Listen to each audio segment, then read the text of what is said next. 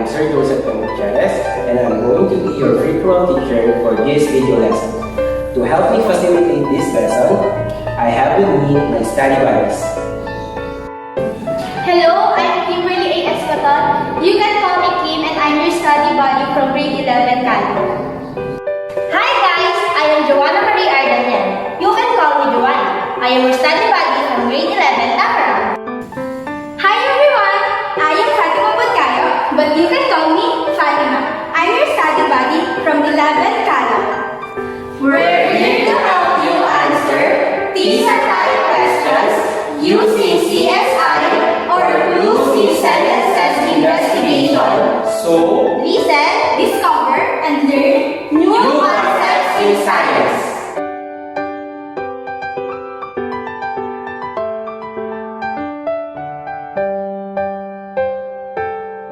Let's begin our lesson by a quote from Malcolm Gladwell, which says that practice isn't the thing you do once you are good. It's the thing you do that makes you good. In short, practice makes perfect. Before proceeding to our lesson, let me first define what is PISA. It is an international student assessment. Meaning guys, buong mundo ay binibigyan ng test na ito upang malaman kung gaano kahusay ang mga bata when it comes to reading comprehension, mathematical operation, and science process skills.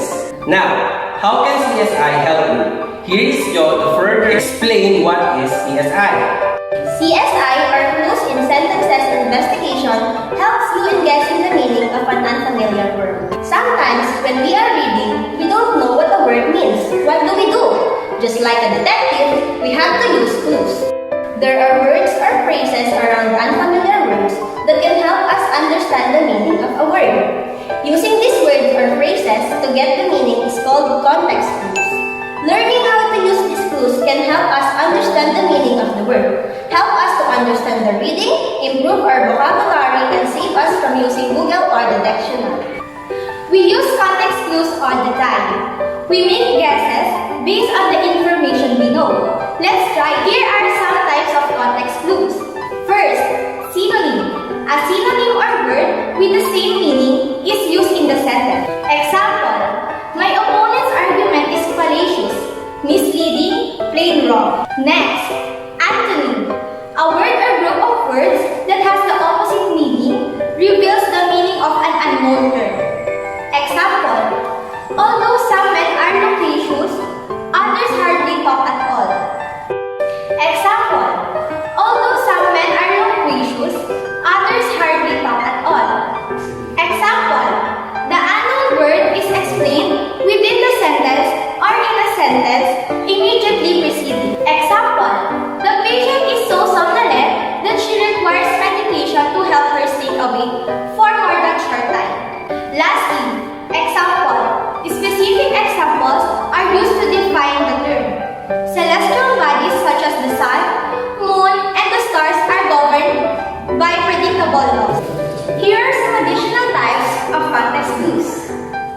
Context clues by using helping words or punctuation, or, and, cold, like. Example, Mary was furious or angry at her brother. By using opposite or same meaning. Example, Mary's cat looks tame when sleeping, but wild when awake. By using your own experience. Example, when Mary's dog died, she was filled with grief. You know that if your dog died, you would feel sad. By using sentences before or after. Example, the people were nomads. They went from place to place looking for food. By using definition provided. Example, Mary got a scholarship for winning the contest. A scholarship is a grand prize to pay for school. By using examples given. Example, Mary used the utensils to eat her lunch. Now, let us apply CSI in unlocking the meaning of some science terminologies. For example, we can use the definition. The unknown word is explained by using a more familiar word or phrase. Archaeology is the scientific study of prehistoric cultures by excavation of their remains. We can also use the statement or synonym. The meaning is usually right after the unfamiliar word and often separated from the rest of the sentences with commas, dashes, or parentheses. Sometimes, or that is, or in other words, is used. Examples: meat eaters, that is carnivores, are at the top of the food chain.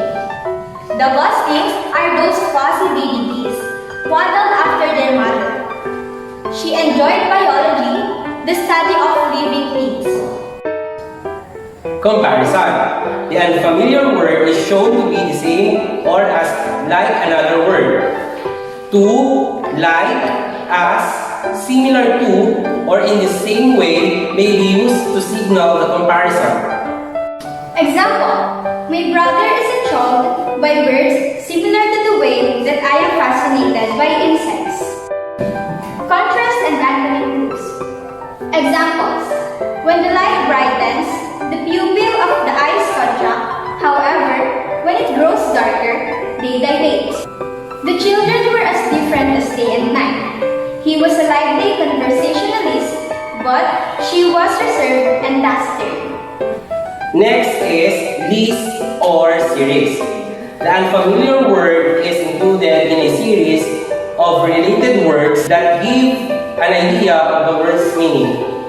Example: North American predators include grizzly bears, pumas, wolves, and foxes. Cause and effect. The meaning of an unfamiliar word is signaled by a cause and effect relationship between ideas in the text. Example: due to a death of termites, the aardvark starved to death. Description or inference. The meaning of an unfamiliar word can be inferred from the description of a situation or experience. Example: the monkey's vociferous chatter made me wish I had earplugs. Word structure, etymology. Sometimes, it's important to look at the word itself to find the meaning. Many words are made up of common parts.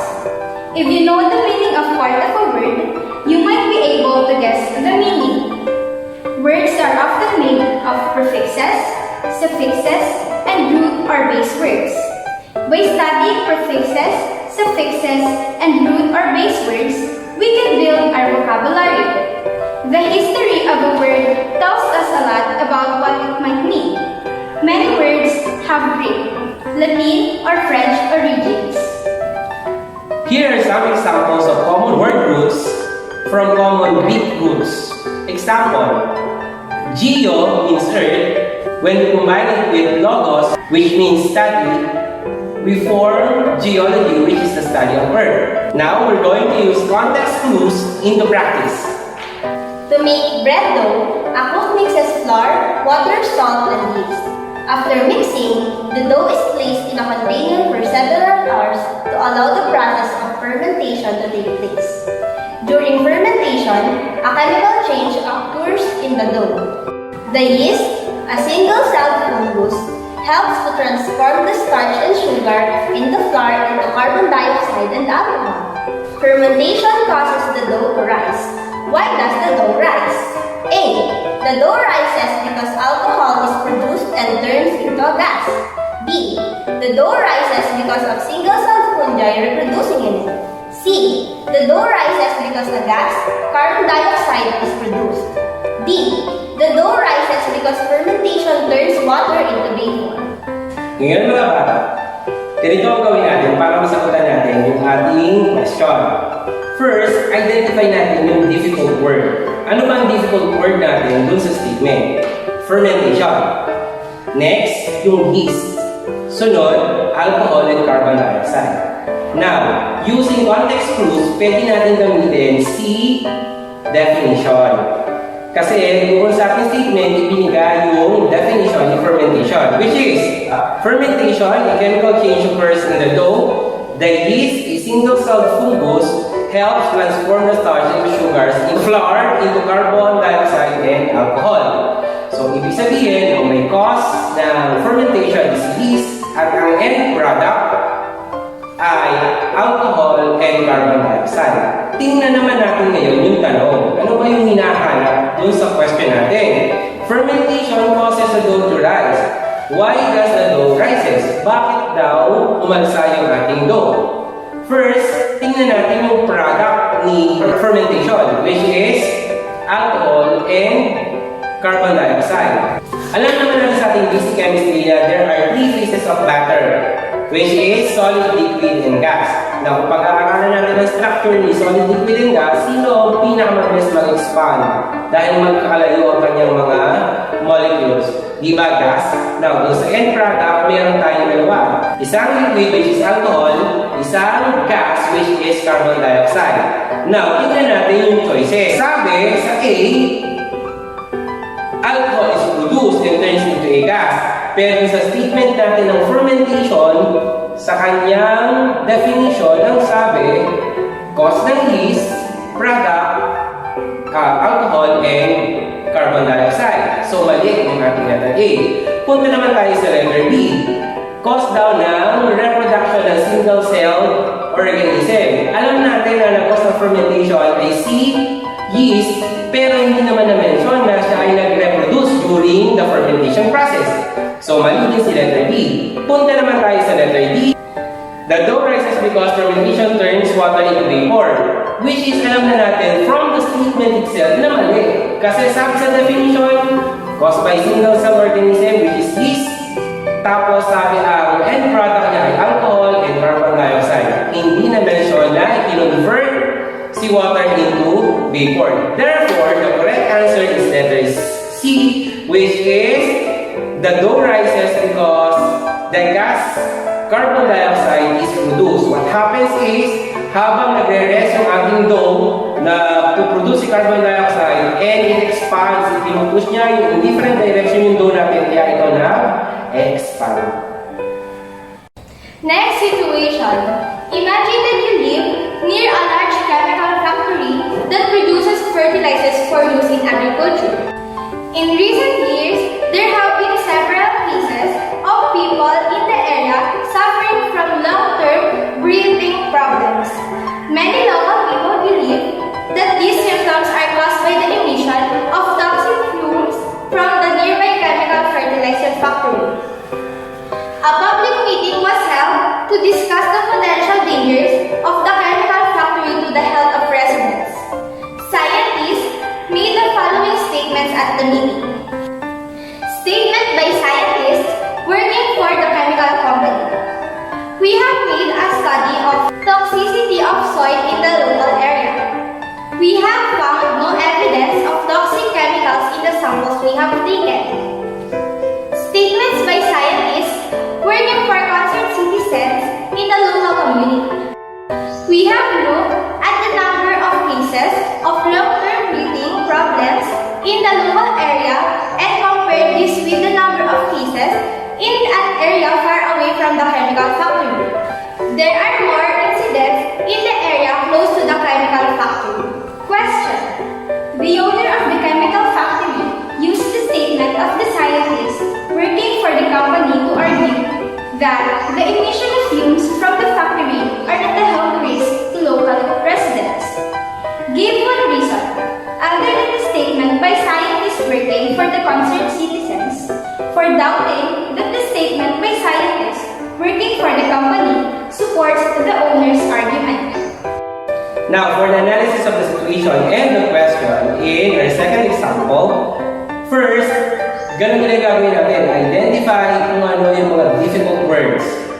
Okay? Or phrases. Example, sa first statement, pwede natin kunin yung long-term breathing problems. Tapos, i-relate natin ano nag-cause. Ang sabi sa statement, caused by the emission of toxic fumes. And then, nagkameron doon ng meeting yung citizens, kasama yung scientists coming from the factory and scientists coming from the concerned citizens. Ano ang sabi ni scientists coming from the chemical company? Toxicity of soil in the local area. Ibig sabihin, ang tinest nila ay lupa. Wherein, kita natin sa ating situation, ang problem natin is long-term breathing problems. So, do you see any connection? Okay, next. Sabi naman nung scientist doon sa na nag-work sa mga concerned citizens, tinest nila yung mga tao na nakaka-experience within the area and outside the area kung saan malapit yung factory, and they found out na mas marami naman pala ang nagkakameron ng long-term breathing problem dun sa lugar malapit kaysa dun sa malayo. Now, ang tanong, ano pa daw ang pwede nating maging argument para mapatunayan natin na yung fumes coming from the company na nagkakasang long-term breathing problems? Okay? Na hindi na-mention ng both scientists. Ano yun? Air pollution. So, dapat, ang sinagot natin, ganito kasi yan, pagka mga short answer type questions, hanapin muna natin yung connection between statements. And then, pag nakuha natin yung question, yung connection between statements, saka tayo kumuha ng idea. And then, from the situation itself, pwede na tayong kumuha ron, dagdagan lang natin ng konti, noong idea na nakuha natin, to form a short answer. Example, ang magiging final answer natin dyan, compared with the number of cases or compared with the number of air pollutants found in the area near the company, and then versus the amount of pollutants found away from the company, we can determine now kung ano nagkukos talaga ng long-term breathing problems. So, yun lang mga bata. Sana meron kayong matutunan, and be sure na before kayo magsagot, basahin mabuti kasi ang clue ay nasa tanong na mismo, kailangan lang natin maging mapanuri. So, that's how we apply CS answering PISA type questions. Once again, I am your